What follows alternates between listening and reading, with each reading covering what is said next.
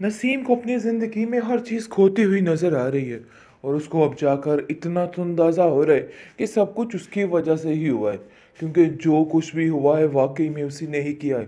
सादिक ने अपने प्यार को निभाने की, अपने यानी कि बेटी के प्यार को निभाने की पूरी पूरी कोशिश की है और उसका दिल था कि ये रिश्ता कभी भी ना टूटे।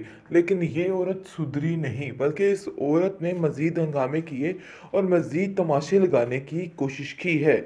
आप देखेंगे कि अब्दुल बारी कहता है कि भाई बस कर दीजिए, कब तक ये आप डंडोरे पीटेंगी और ये सब कुछ करती रहेंगी, क्योंकि ये तरीके मज़ीद नहीं चलने वाले हैं। बस मैं तंग आ चुका हूँ आपकी इन हरकतों की वजह से। कब तक आप ये हरकतें करती रहेंगी और कब तक ये तमाशे चलते रहेंगे? भाई आपको अपने घर जाना है, खुदा का वास्ता है। कहीं ना कहीं अंदर समझ आ रही है अब्दुल बारी को कि इनकी वजह से हमारे रिश्ते में काफ़ी ज़्यादा दरारें पड़ती जा रही हैं। दूसरी तरफ कश्यप कहती है कि मैं भी तो इनको यही समझाने की कोशिश कर रही थी, अपने घर जाइए, अपने घर को जाके देखिए, लेकिन मेरी हर बात का तो यहाँ पर उल्ट मतलब ही निकलता है। और देखिए उल्ट मतलब ही निकला है।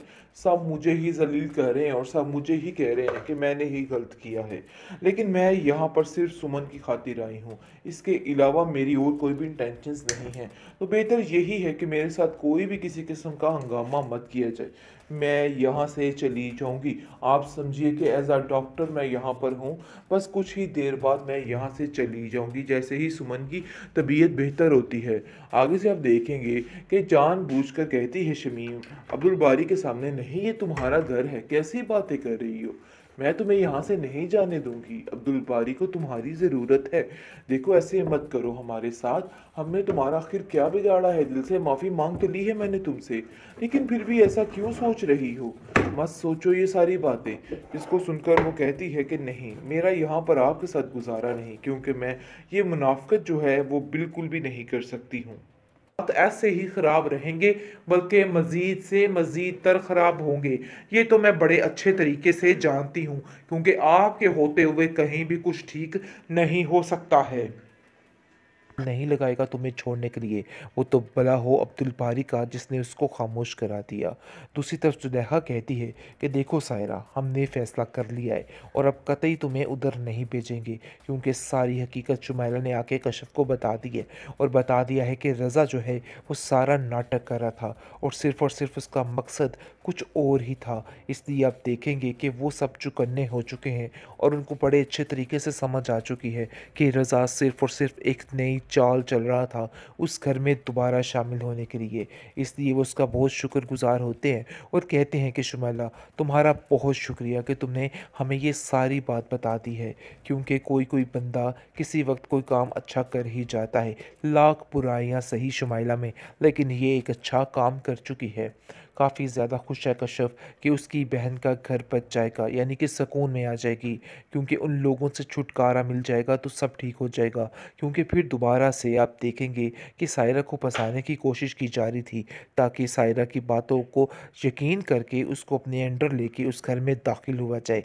लेकिन सारी इसकी स्कीम, सारी पोल खुल के सामने आ चुकी है और सारा इसका झूठ जो है रज़ा का बेनकाब हो चुका है। सायरा शुमाइला का शुक्रिया अदा करती है और कहती है कि तुमने बहुत ही नेकी का काम किया है मुझे ये सब कुछ बता के।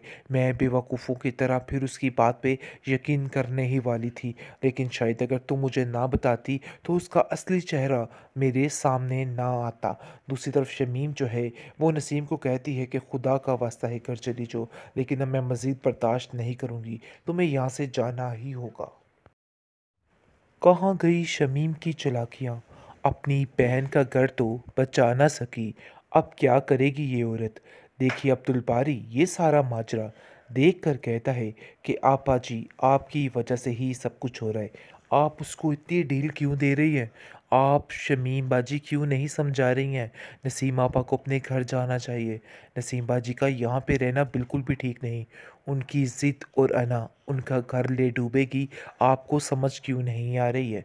जिस पर शमीम कहती है कि अरे मेरे भाई, मैं तो समझा समझा के थक चुकी हूँ, मुझे तो खुद कुछ समझ नहीं आ रही कि आखिर ये औरत क्या चाहती है, मुझे तो बिल्कुल समझ नहीं आ रही।